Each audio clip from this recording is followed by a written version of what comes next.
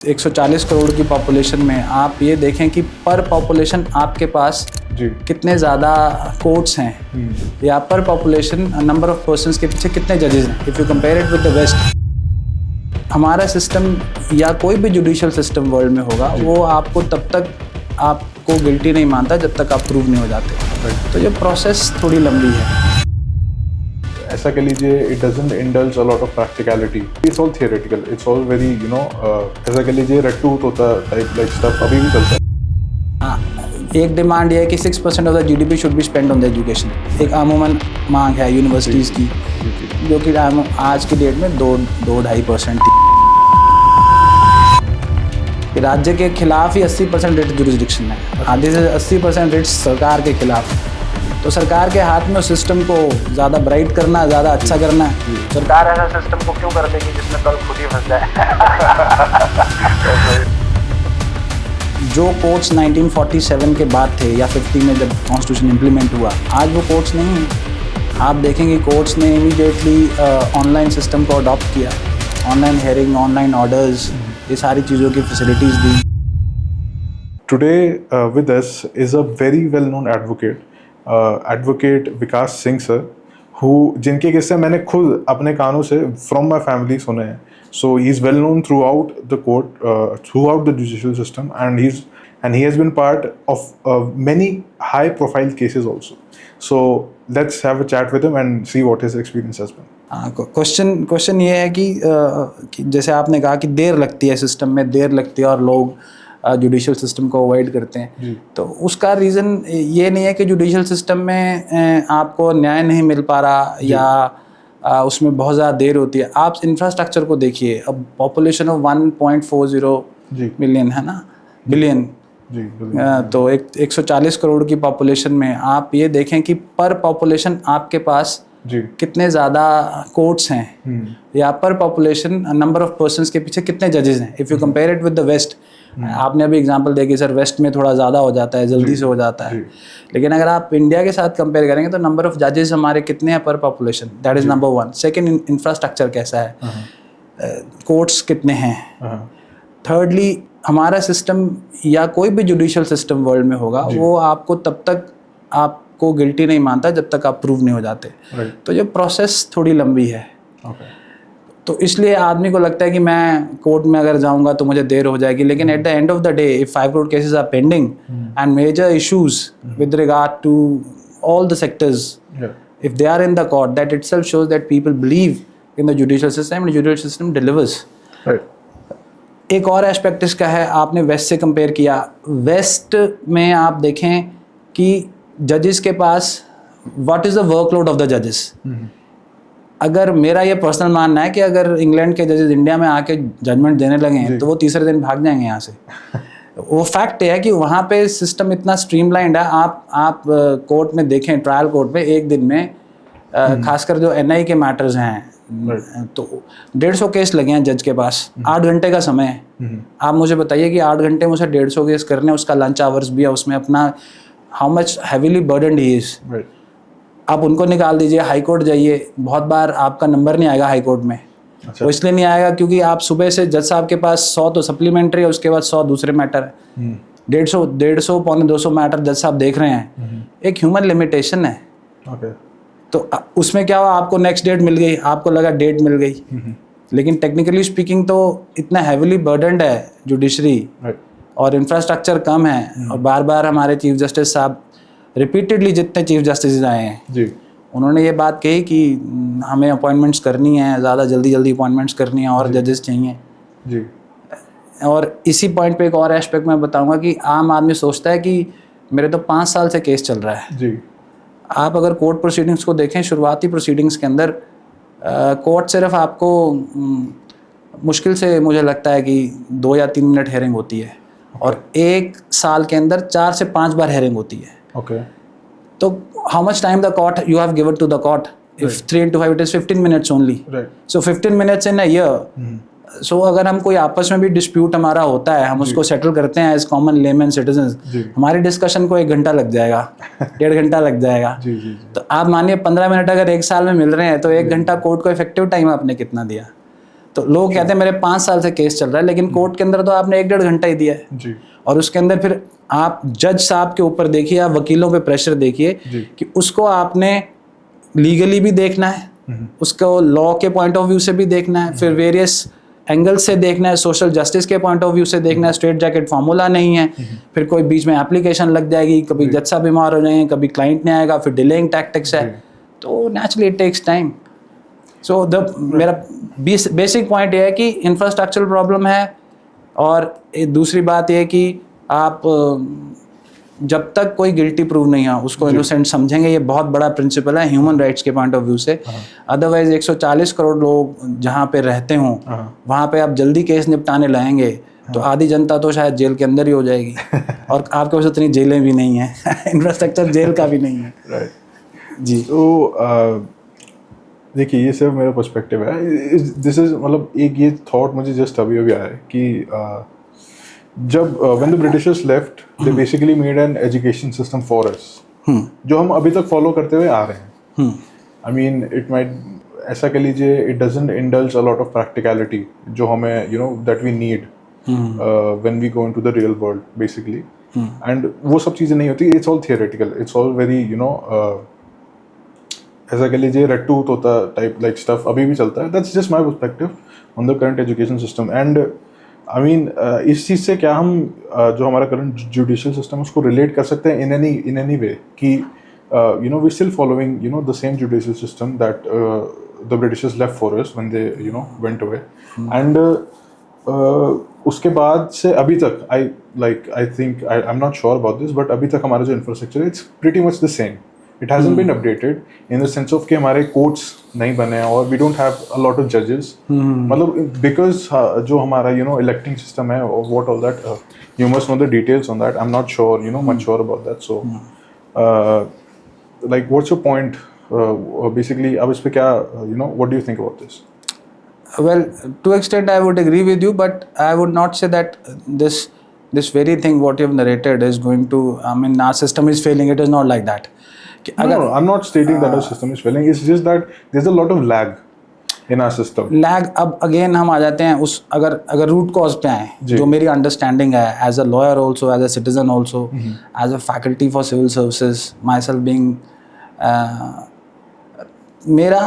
मेरा मानना है कि जो मैंने बात कही कि इतने बड़े सिस्टम में जहाँ पे आपकी 80 करोड़ पॉपुलेशन को जहाँ आप 2 वक्त की मील सरकार प्रोवाइड करती है जी, उस सिस्टम के अंदर अगर आप इतना कुछ भी कर पा रहे हैं तो मुझे लगता है कमेंडेबल है। लोग इसके साथ अग्री नहीं करेंगे क्योंकि आप देखें कि देश में कितना जीडीपी का कितना परसेंटेज आप जुडिशियल या एजुकेशनल सिस्टम पे स्पेंड कर रहे हैं।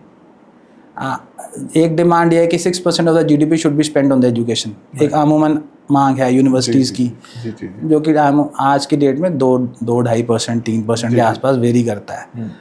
और वही कितना पैसा आप खर्च कर रहे हैं जुडिशियल सिस्टम को रिफॉर्म करने के लिए। तो अगर आप इन सब पे पैसा खर्च करेगी सरकारें तो जाहिर सी बात है आपको रिजल्ट मिलेंगे। आप हम ये नहीं कह सकते कि सिस्टम क्योंकि उन्होंने बनाया है या बहुत 100 साल पहले का ब्रिटिशर्स बना के गए हैं तो आज वो ठीक नहीं है। तो आपके पास तो अपना इंडिपेंडेंट स्टेट है, अब आपके पास अपना बजट है, आपकी पॉलिटिकल विल कितनी है। इसको दूसरे एंगल से देखते हैं। दूसरा एंगल ये है कि 80% writ jurisdiction, writs in the high court is against the state. कि राज्य के खिलाफ ही 80% रिट जुरिस्डिक्शन है, आधे से 80% रिट्स सरकार के खिलाफ हैं। तो सरकार के हाथ में उस सिस्टम को ज़्यादा ब्राइट करना, ज़्यादा अच्छा करना है। सरकार ऐसा सिस्टम को क्यों कर दे कि जिसमें कल खुद ही फंस जाए। ये एक प्रैक्टिकल चीज़ है जो हम लोग नहीं उसको देख पाते। और रही बात जो एजुकेशन, आपने कहा हाल ही में सरकार ने जो नए कानून लेके आई है, BNS वगैरह बेस रिफॉर्म्स कर रही है और लॉ कमीशन बार बार रिपोर्ट्स देता है। वो चेंज बहुत स्लो होता है विरल। वो चेंज सोसाइटी का इतना स्लो होता है हम अपनी आंखों से देख नहीं पाते। अगर उसको एग्जांपल को हम देखें तो जो कोर्ट्स 1947 के बाद थे या 50 में जब कॉन्स्टिट्यूशन इम्प्लीमेंट हुआ, आज वो कोर्ट्स नहीं हैं। आप देखेंगे कोर्ट्स ने इमीडिएटली ऑनलाइन सिस्टम को अडॉप्ट किया, ऑनलाइन हेयरिंग, ऑनलाइन ऑर्डर्स, ये सारी चीज़ों की फैसिलिटीज़ दी। सुप्रीम कोर्ट में यहाँ तक बात हुई कि ऑनलाइन स्ट्रीमिंग हो, और बहुत केसेस की होती भी है। तो सिस्टम बदल रहा है, लॉज भी बदल रहे हैं, लेकिन वो बहुत स्लो हो रहा है। हमारी आंखों से हम चाहते हैं इमीडिएट इंस्टेंट नूडल वाला काम हो, तो वैसा तो नहीं हो पाएगा, क्योंकि progress takes time, it takes time and it is changing. You just see, जब हमने वकालत की तो उस समय लोग कहते थे जो कुछ नहीं कर सकता वो वकालत कर लेगा जी। तो हम लोगों को, वकालत करने वालों को आज भी यूनिवर्सिटीज़ में जाएंगे कि जो लॉ स्टूडेंट्स को सबसे ज़्यादा लोग समझते हैं ये वाहियात स्टूडेंट्स हैं। अच्छा। कि सारे स्टूडेंट प्रोटेस्ट में और सारे एक्टिविटीज़ में सब रहेंगे, लॉ के स्टूडेंट्स रहेंगे, प्रोटेस्ट करने में आगे रहेंगे, कोई डिमांड करने में आगे रहेंगे, कोई लड़ाई झगड़ा हो जाएगा उसमें भी आगे रहेंगे। तो यूनिवर्सिटीज़ में भी ऐसा देखा जाता था कि लॉ स्टूडेंट वाहियात हैं, ये तो बस ऐसे ही आए हैं। लेकिन आप देखिए कि आप वर्ल्ड अगर हिस्ट्री उठाएंगे, including history of your own nation, world is ruled by advocates only. That's very true. You just see, you just look around. I mean, your own leaders, Mahatma Gandhi, Dr. Ambedkar, Motilal Nehru, all big leaders. They all were barristers and lawyers. Yeah. And this is, I'm talking of the past. Even today, all your leaders, majority of them law graduates, majority of them practicing lawyers. Kapil Sibal साहब से लेके अरुण जेटली साहब हो गए, मनीष तिवारी साहब हो गए, और बहुत से नाम हैं, सबका नाम यहाँ नहीं ले सकते, लेकिन मेजॉरिटी बिग लीडर्स आपके आज भी एडवोकेट्स हैं। True, that's very true. तो आप अगर कहें कि लॉ अगर पुराने हैं, आपके उसी बात से रिलेट करता हूँ कि लॉ तो बड़े पुराने हैं साहब, वैसे तो नहीं हो पा रहा। तो उस समय भी एडवोकेट्स का रूल था, आज भी एडवोकेट्स का रूल है। उस समय भी समाज को संभालने का काम, दिशा देने का काम सिर्फ कोर्ट्स, जुडिशरी, वकालत के जरिए से होता था। मेजॉरिटी, मैं ये नहीं कह रहा हूँ कि यही लोग करते थे। अगर प्रोफेशंस की बात करें, उन प्रोफेशंस में की अगर जिन्होंने समाज को दिशा निर्धारित किया है या समाज को एक दिशा दी है, सोशल कॉज के लिए काम किया है, डेवलपमेंट के लिए काम किया है, तो आई वुड से advocacy and judiciary would come number one. That's great. I mean, to be very honest, I have a lot of respect for our judicial system. It's just ये मैंने चीज़ you know, when I was going online to search, that's something I read online कि Reddit पे कि someone said that कि you know, I can still see a lot of you know a lot of essence of you know the Britishers जो छोड़ के गए थे at that time in our judicial system and in our education system. So that's just a random thought that I had because. To be very honest, I mean, of course, our country is progressing. ठीक है, it's slow and surely we'll, you know, get a lot of results in the near future. But I think एक, you know, a very important element कि आप कहीं में भी अगर आप, you know, you want reforms, you want changes, is the people that are working in that, you know, area. So when I, you know, talk about lawyers, even in all the movies and TV shows that I haven't seen, and that's like my only source of knowledge. So, you know, whenever a lawyer is starting up, you know, he's उनके पास कोई proper infrastructure नहीं होता. In the sense, he doesn't have a chamber, he doesn't have, you know, a lot of resources to go upon. While जो उनके seniors होते हैं, you know, the seniors lawyers whom they're working under, those people have all the resources and have the power, you know, to divide it according to their will. So मतलब एक you know a new lawyer is ऐसा कह लीजिए काफ़ी मुश्किल में रहता है वो because he isn't able to survive अगर you know he's not वो काफ़ी you know if he isn't working as a subordinate. So that's like what's your perspective on this? Like have you ever आपके साथ कभी ऐसा हुआ है कि कभी senior lawyer ने कभी ऐसे See, very true. जो भी whatever films are showing in whatever area, it is always the reflection of the society. What is happening in the society is being reflected in the movies and films. And I personally believe what films are showing, to a great extent, it is true as well. Okay. Every lawyer faces certain problems, which you just mentioned कि infrastructure की problem होती है, senior का होता है, senior junior और chamber नहीं होता. Chamber होना बहुत बड़ी एक समस्या है lawyers के लिए. उसका रीज़न ये भी है कि चेम्बर्स कम भी हैं, डिमांड सप्लाई का रूल भी है. दिस इज़ वन एस्पेक्ट कि the number of chambers is also very less in every court. अगर जुडिशल स्ट्रक्चर को या इंफ्रास्ट्रक्चर को आप देखें तो सबके पास ना शुरू में इतनी कुवत होती है। अब आप फ्रेशर पास आउट होके हुए हैं, आपके पास नहीं है चैम्बर खरीदने के पैसे, तो क्या करेंगे? तो सीनियर के पास ही जाएंगे ना।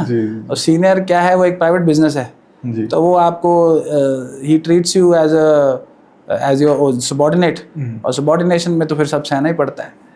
पर I myself have worked with the government of India for quite a long time before joining practice, and just for information, I had qualified various exams, government exams.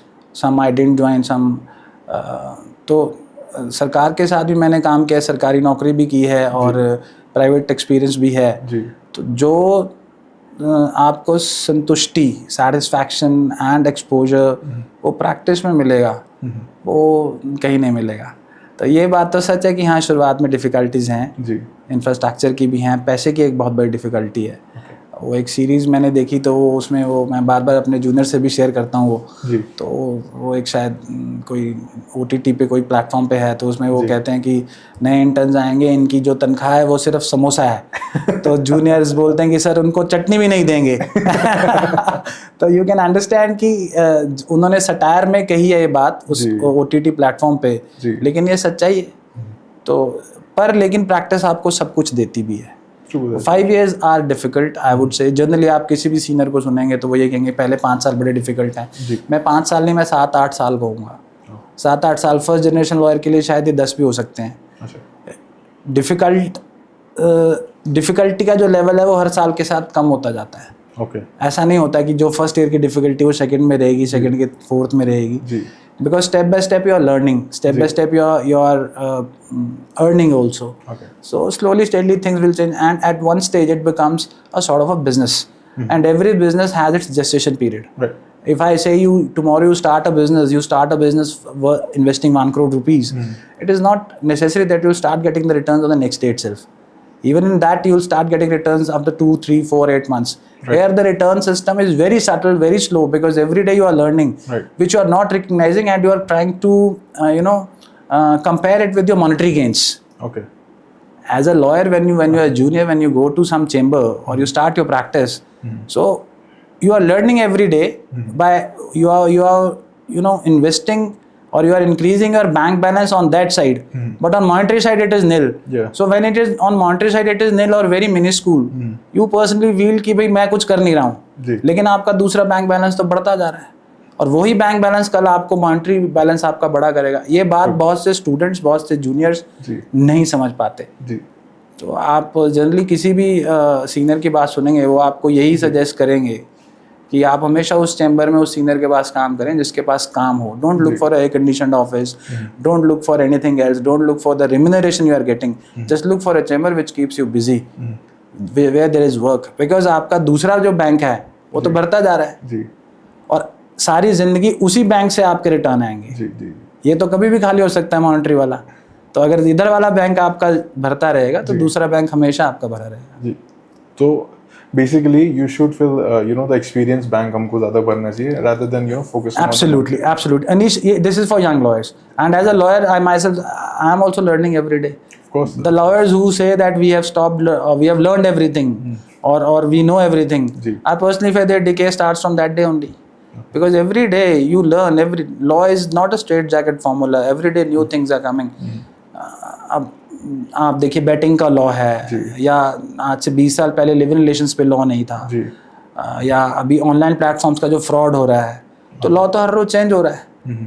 तो अगर आप सीखने के लिए तत्पर नहीं है, या आप you have not open your gates for learning, you closed it that I have learned, so you will never grow as a lawyer. So आप वकील बन जाएंगे, पैसा भी कमा लेंगे, मैं ये भी जानता हूँ पैसा कमा लेंगे, क्योंकि लेकिन जो सही में जो कहते हैं ना कि जो वकील है, वकालत का जो जोश है, जो वकालत का जो नशा है, वो कभी आप टेस्ट नहीं कर पाओगे।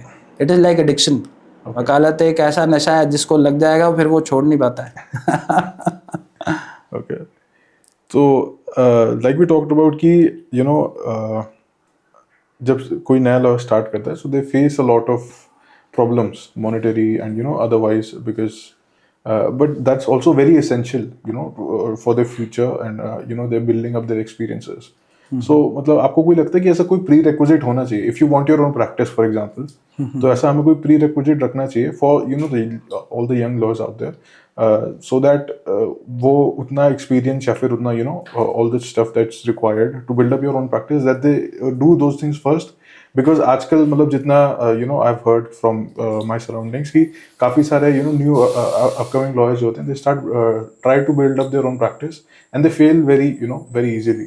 So that's something that I've been thinking about कि is there some kind of prerequisite or your advice for the young lawyers कि उनको ये सब पहले कर लेना चाहिए and then they should try to build their own practice. Very nice. Well, I'll share something. I was talking to one of the senior police officers few days back only. So ऐसी बात हो रही थी तो मैंने बताया normally क्या चल रहा है. उन्होंने बोला सर हमारा तो रेगुलर चलता है, आप अपना बताओ. तो आई शेयर्ड सम एक्सपीरियंसेस जो नए केसेस वगैरह चल रहे हैं यहाँ कहीं पे appointments. Then he gave a very wonderful reply. I think it will suit give all the queries which are there in your mind.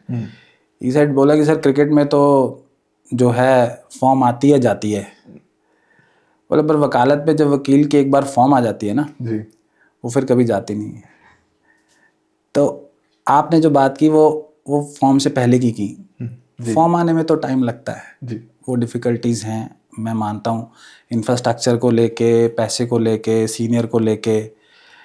लेकिन मैं फिर सीनियर जूनियर जो यंग लॉयर्स हैं उनको यही कहूँगा कि पैसे के पीछे मत भागे. पैसा तो आपके पीछे भागेगा जी, पहले आप उतने सक्षम तो हो जाएं कि पैसा आपके पीछे आए. जी, और क्योंकि ये प्राइवेट फील्ड है, एवरल सीनियर्स प्राइवेट लॉयर्स हैं जी, तो वो आई वोंट से कुछ लोग डिसएग्री करेंगे या मुझे कहेंगे कि हाँ साहब तो सीनियर्स ने भी वो सब बुरा वक्त देखा होता है जी, तो वो जूनियर्स को वैसे ही ट्रीट करते हैं.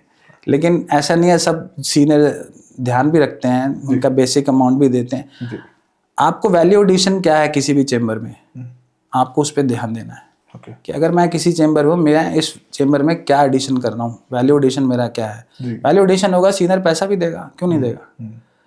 वैल्यू एडिशन देने में ही उस चीज़ को सीखने में आपको 2 साल लग जाते हैं ओके, कि मैं इस चैम्बर के अंदर वैल्यू एडिशन कैसे करूं. जी, यंग बच्चे अब law of course education is becoming costlier. So 25 lakh देके, 20 लाख देके, 15 लाख देके प्राइवेट कॉलेज से आते हैं.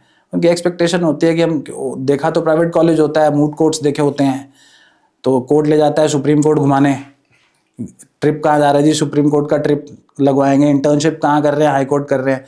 जब अपनी प्रैक्टिस में आते हैं फिर ट्रायल कोर्ट आते हैं तो उनके सारे सपने धराशायी हो जाते हैं. हम हर कोई सोचता है मैं सुप्रीम कोर्ट का वकील बन जाऊँ. जी, तो अगर आपने नर्सरी से काम नहीं किया, आपने 1st to 10th तो करी नहीं, सीधा कॉलेज चले गए जी, तो ऑब्वियस आप फेल होंगे.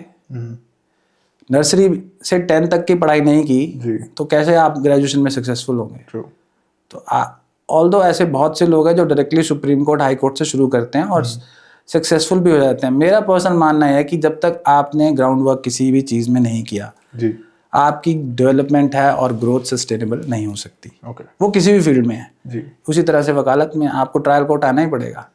हाई कोर्ट के बहुत से वकीलों को समझ नहीं आता एविडेंस कैसे हुआ है, प्रॉब्लम कहाँ है. वो तो लॉ पे बहस करते रहते हैं. किसी को बुरी लग सकती है मेरी बात, लेकिन सच्चाई यही है. जी. तो जो नीचे से गया है वो फाइल को एकदम छांट देगा, खासकर क्रिमिनल लॉयर. जी.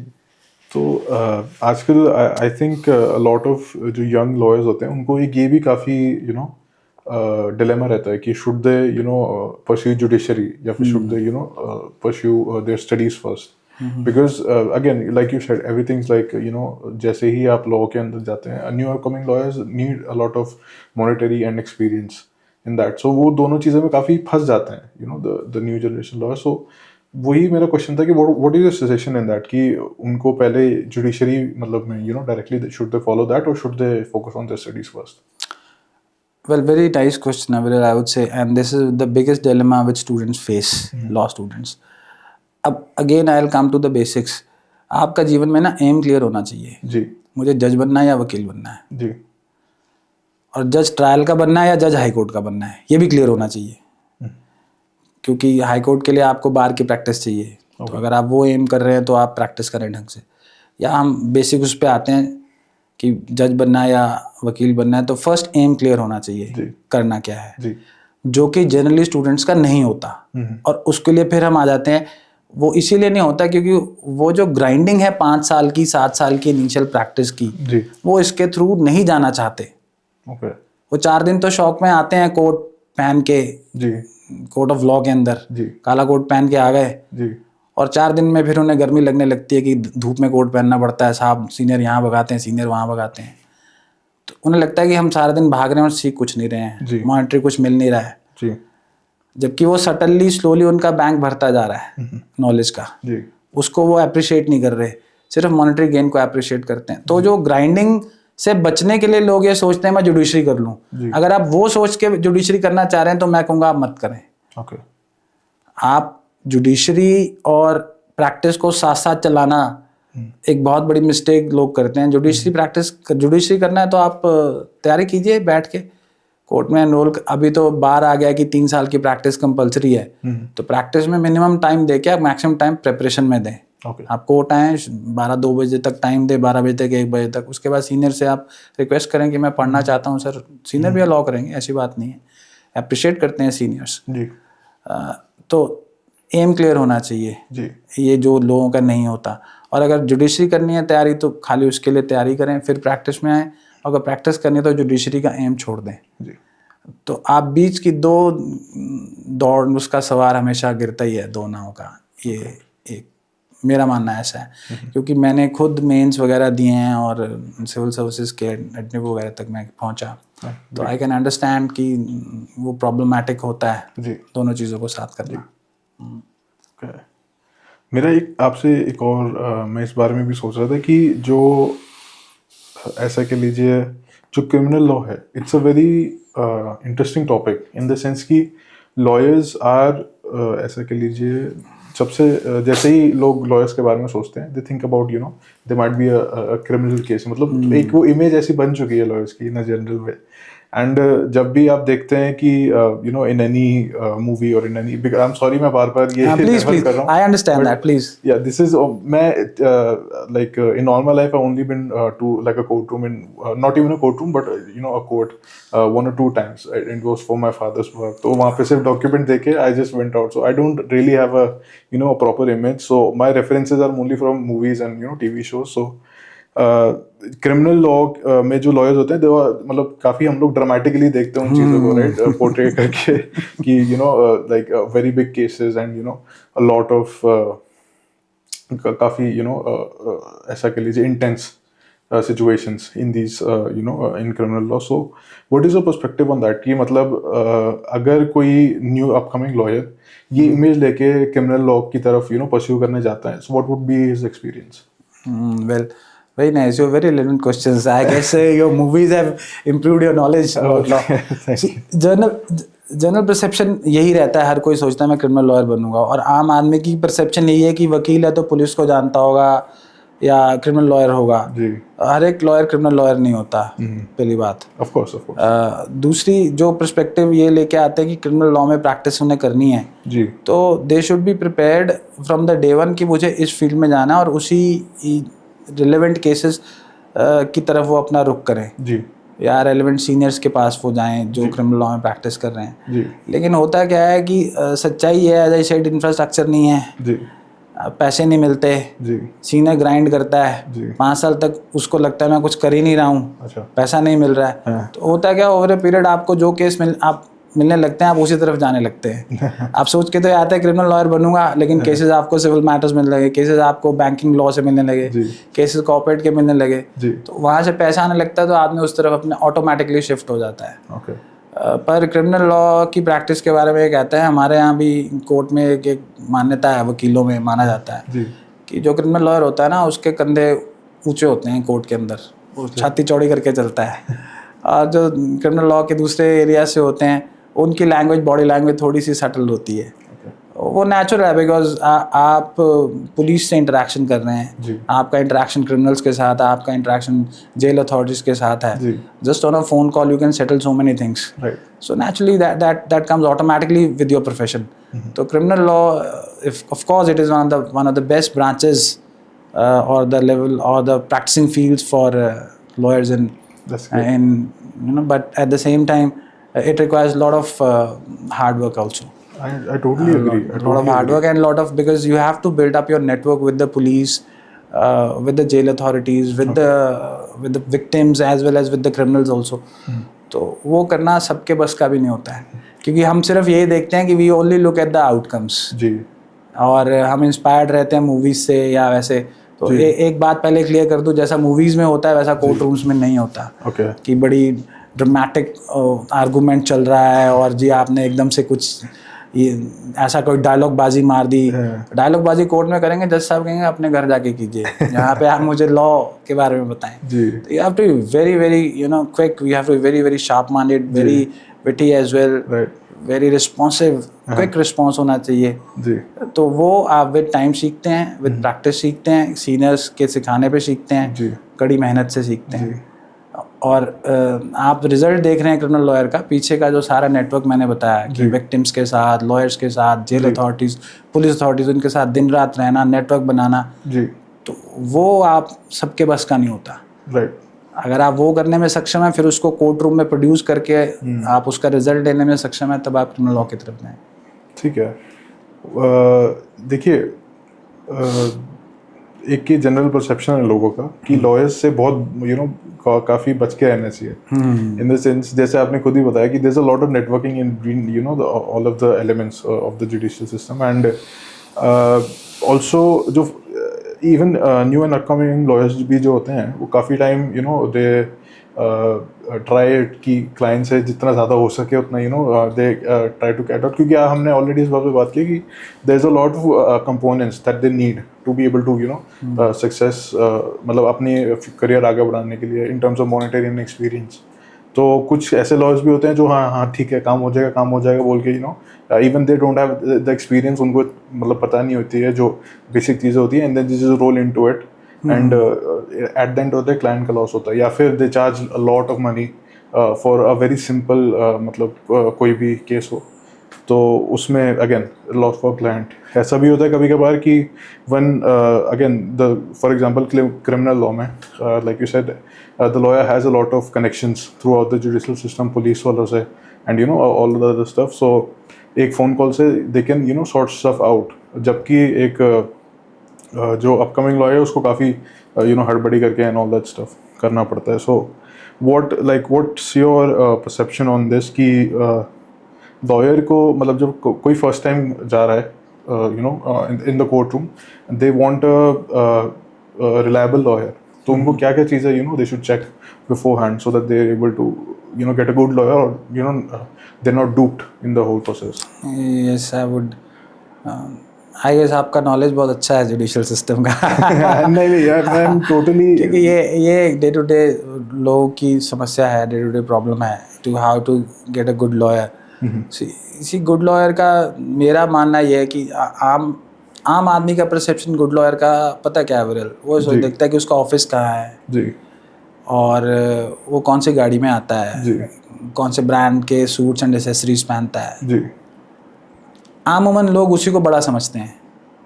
ये सोसाइटी है जी, वही एक कोई आपको हो सकता है वो जिसके पास ये सब है बहुत अच्छा वकील ना हो, उसके पास इतनी अच्छी दलील ना हो, उसके पास इतनी अच्छी नॉलेज ना हो. जी, वहीं एक कोई और वकील होगा जो बिल्कुल नॉर्मल छोटे चेम्बर में होगा, या हो सकता है टेबल चेयर पे भी हो, जी, वो आपका केस सॉल्व कर सकता है. लेकिन आप उसको, क्लाइंट भी उसको तवज्जो नहीं देता, वो सोचता है ये बाहर बैठा हुआ है जी, या छोटे चेम्बर में है, जी, तो ये वकील अच्छा नहीं हो सकता. तो फर्स्ट परसेप्शन क्लाइंट को ये मन से निकालना चाहिए ओके, कि मैं अगर बड़े ऑफिस जा रहा हूँ तो ये वकील बहुत बड़ा है.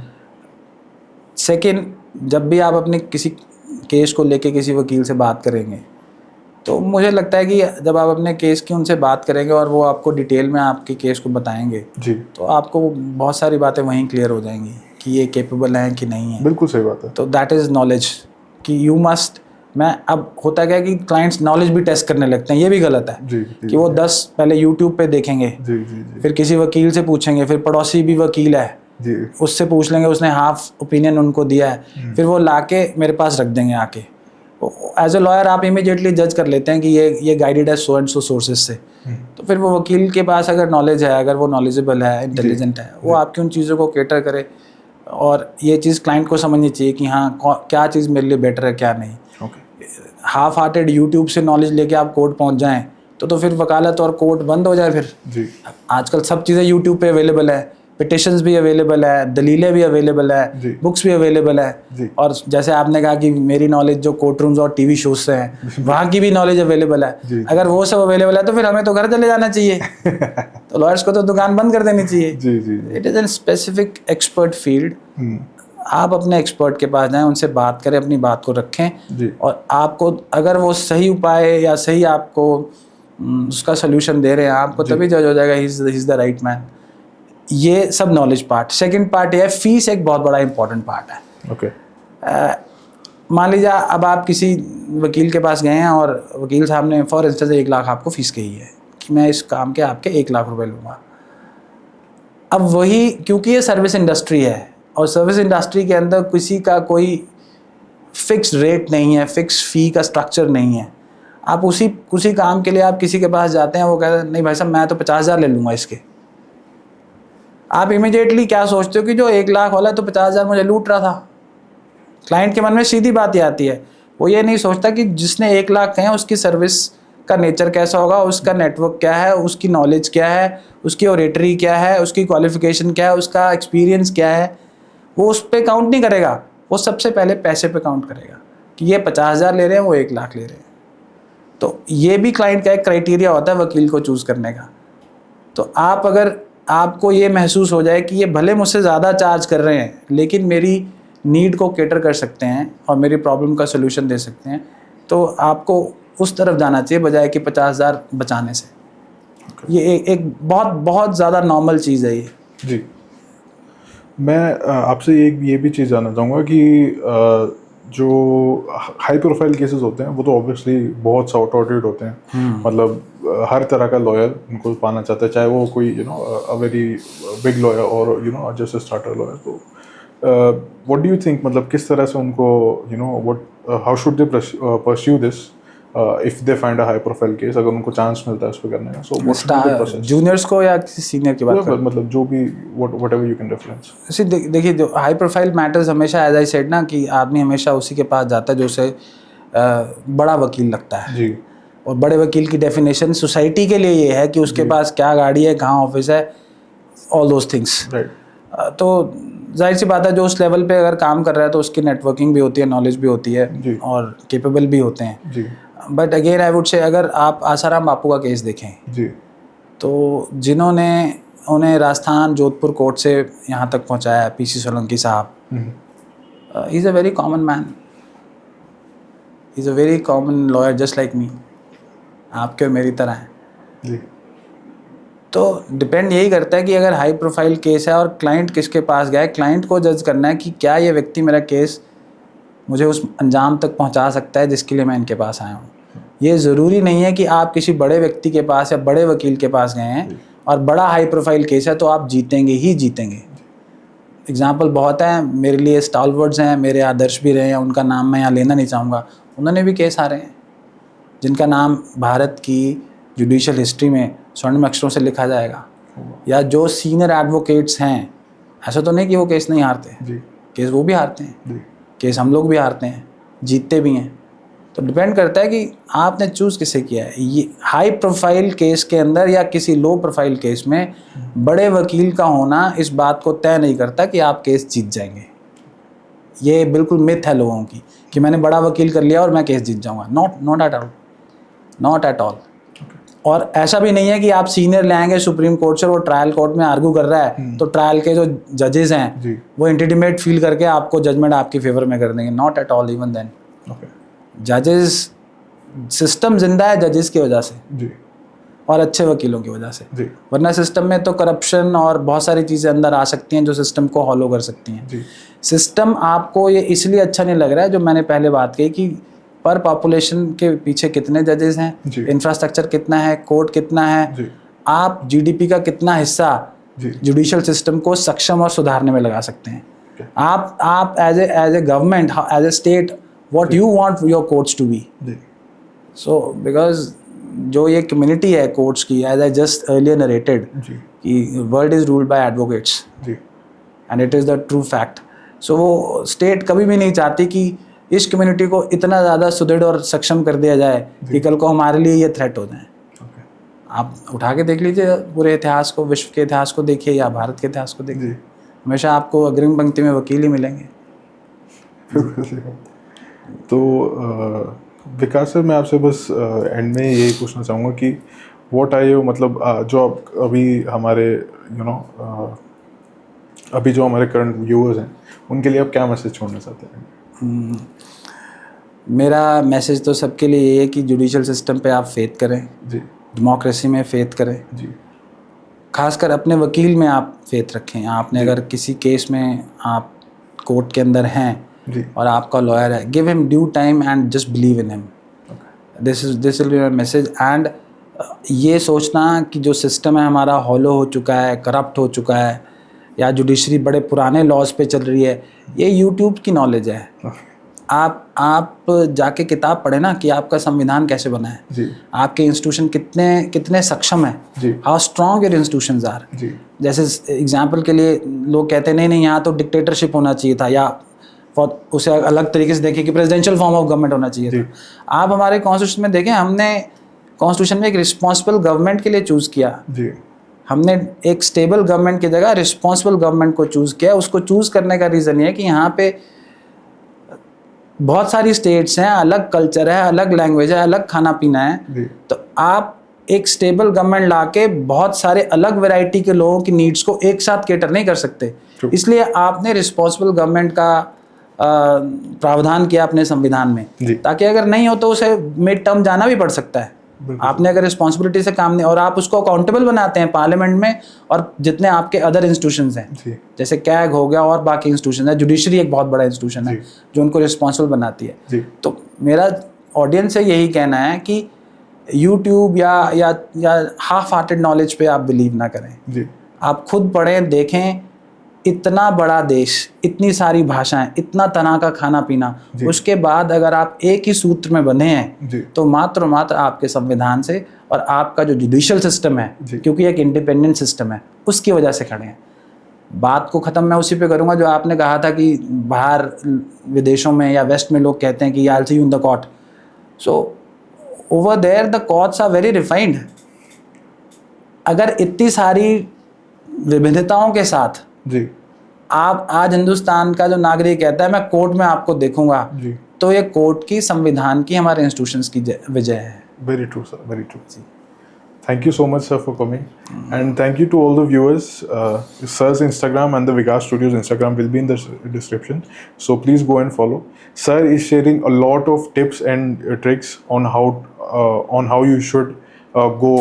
क्या बोलूँ सर इसमें कि इंस्टाग्राम पे क्या शेयर कर रहा हूँ? इंस्टाग्राम पे तो ज़्यादा कुछ नहीं है. I am sharing little bit, just started legal field में क्या क्या नॉलेजेबल कुछ चीज़ें जहाँ या क्लाइंट्स के लिए जो फेवरेबल रहेंगी, उन पॉइंट्स को कैसे फॉलो करें तो उनसे उनकी नॉलेज भी बढ़ेगी और कोर्ट में उनको हेल्प भी मिलेगी. That's great, sir. That's great. So thank you for watching and goodbye.